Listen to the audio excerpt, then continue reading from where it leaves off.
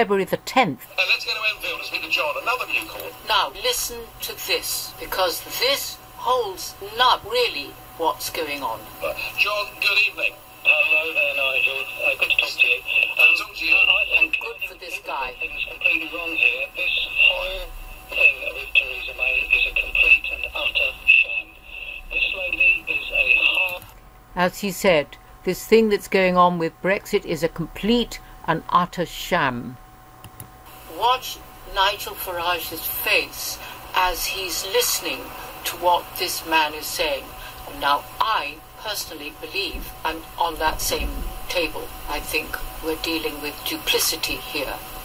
But Remainer, and if your listeners want at some point to go onto YouTube, there is an excellent interview of Steve Baker in front of the European Scrutiny Committee where he completely blows the lid on everything that Theresa May and her advisors have been doing behind the scenes. They have completely subverted.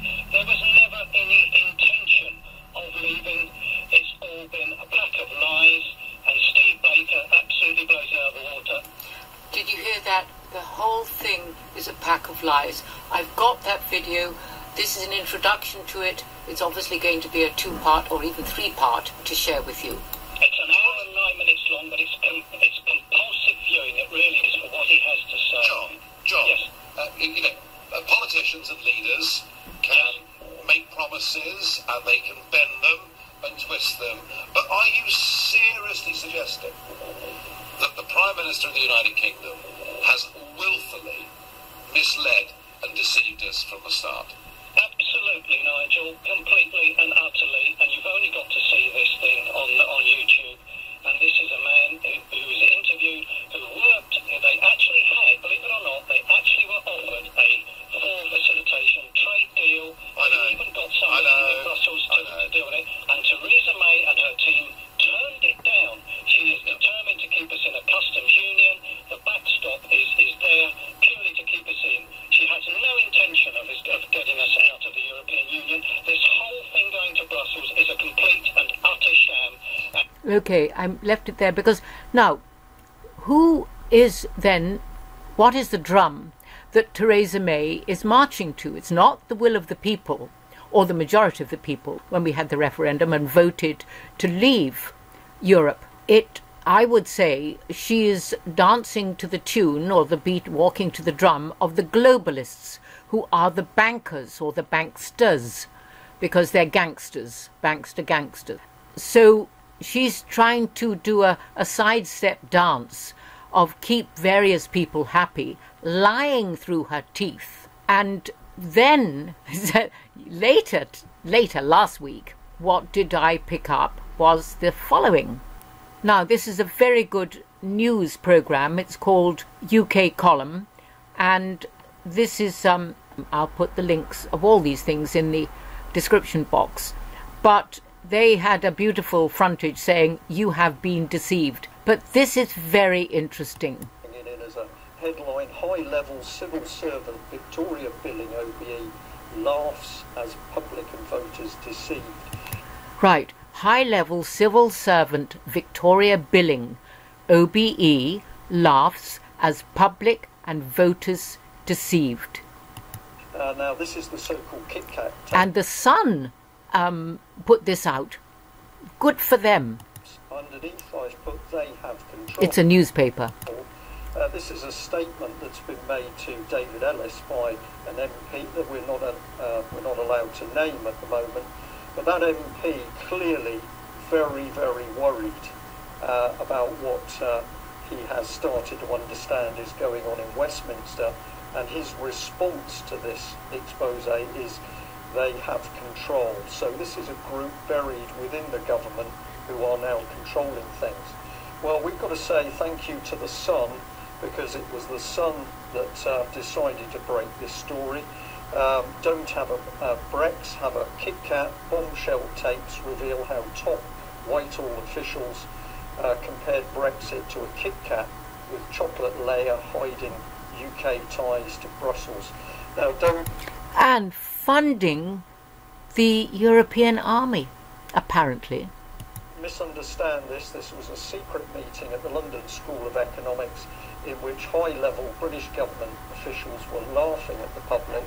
The story was also covered a bit later, but the Express revealed civil servants plan UK to fund EU army post-Brexit, caught on tape, and they mention a particular senior civil servant, Alistair Brockbank. He's a defence and security advisor for the Cabinet Office.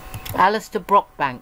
Oh God, the rats are being discovered in England as well. I think that's in circles, but I'm not entirely sure. If anybody can help us on that, please let us know. Let's have a listen to what was caught on that tape. On our side, on government defence, we're actually looking for something which I normally will actuate, but somebody yesterday came back, which I rather like. Which I rather liked. When you have the cover of it, you have the kind of political framework cover, she's saying. And underneath you have a series of different agreements that nobody can see. So the heart of that is that basically she is boasting about running a soft, visible campaign to the public, but underneath that all the detail is taking place, and she likens it to the sort of chocolate layer on a Kit Kat, hiding those layers. But she's a civil servant, not a minister. What is very interesting, and it was Brian Garish that told me about common purpose, and apparently Cameron was a common purpose individual, and this is involved with, apparently, with common purpose, and I have a feeling it's something to do, or rather similar to the core that I think Obama set up in America. And she laughs and the audience sniggers at the same time. This is a meeting held in the London School of Economics. It was a secret meeting held under Chatham House rules, and yet there were officials there from UK government meeting with European officials and officials from other overseas countries. Chatham House rules. Now Chatham House is the centre of the Committee 300, and you'll hear Dr. John Coleman talk about the Committee 300 from Chatham House. Now the Chatham House regulations, he explains later, is that you can say what was said, but you can't say who said it. What were they discussing? How the British public was to be deceived that under so-called Brexit we were to continue funding the EU military project, and of course we have been warning what that is really saying is that UK is to be subsumed into EU military unification. So here's the London School of Economics. You know, the London School of Economics is where, it's the sort of hothouse of where some fairly questionable people that then get put into other countries in high positions and places. Those sorts of things can happen at the London School of Economics. Oh dear. Oh dear, oh dear. I spoke to them this morning. They felt that it wasn't really important enough. Now, here is a list of people who were there. I don't know if I can see it. Oh no, no, it's just too small. But when you go on to it, you can actually have a look at it if you make the screen wider. But people from all over the place. So intrigue and treason are rampant. And in those two particular revelations through the parliamentary Steve Baker, in his 1.5 hour opening up what he felt and what he saw and the factual evidence of things that were going on, that actually there wasn't just a Brexit line from number 10 Downing Street. There were two lines, one of the Remainers, one of the Brexiters, and this last revelation is really clearly expressing that. So I don't know what else is going on in the world, but you know what, with your McCabe's sob story, I think the whole thing's been put up. The UK column and the Sun, actually, good for the Sun, for spilling these beans. What's very clear to me is that moral code of honesty and integrity over the last quite a number of decades has really gone into the gutter.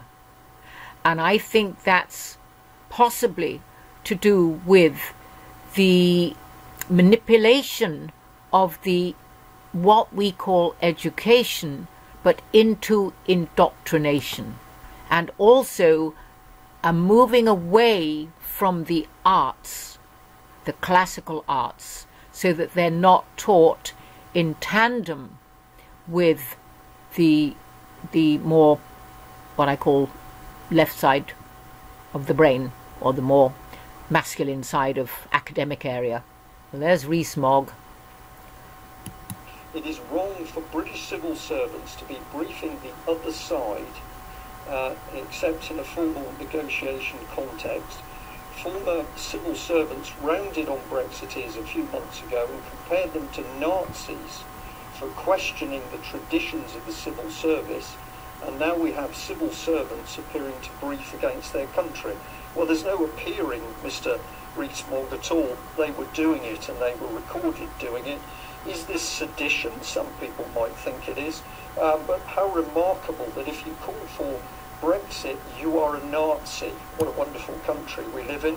The Kitkat comment is a clear attempt to hoodwink voters.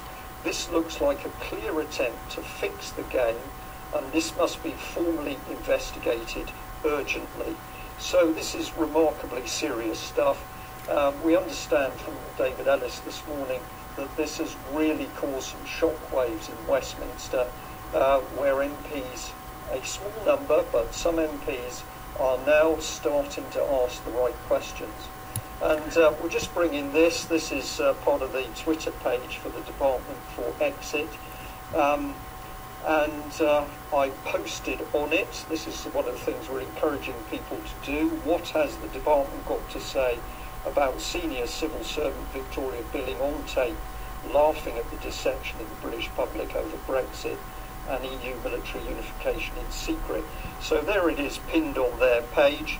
But down at the bottom, if we blow it up, somebody had already got in saying, I would like to report a crime, please. Theresa May for treason, action of betraying one's country, and deception, obtaining money, goods, services through lies. She lied to the electorate to gain power. Brexit means Brexit. She's lying to keep the British citizens as slaves. Interesting, the public. She is, because what it means, and if this is on Restored Republic, and those of you who have been on it will see that there is a connection between when we move away from Europe, in other words, when we gave our sovereignty again, then we are complying to the GESARA mandate, which is, GESARA stands for Global Economic Security and Reformation Act. And that is actually every country has to comply to what is within those rulings. And really what is happening is we're getting rid of the fiat banksters and the fiat system that we've had since, I might be wrong here, but I think certainly in America since Bretton Woods and 1933. This system has been in place for virtually globally. And that is what, obviously, Theresa May is dancing to the drum of the banksters. But this is going to be public, big public news. So, and as my daughter said to me, well, what do you expect, Mum? You know, she wasn't a Brexiter, she was a Remainer. And the people that she's got around her, many of them were Remainers. So, what do you expect? People are duplicitous. That's what has come about with this revelation. And you're getting it in America as well, with McCabe and that nonsensical fiasco that's going on. Maybe Victoria Billing will be on her way to Gitmo. Who knows? Maybe she'll be joining Tony Blair, Barack Obama, a few others. There's another British parliamentarian there as well, whose name escapes me at the moment. Anyway, God bless everyone. Stay joyful, stay honest and true to your convictions, and follow your passions. Okay, this is Catania Alvin saying God bless and stay safe. Bye-bye.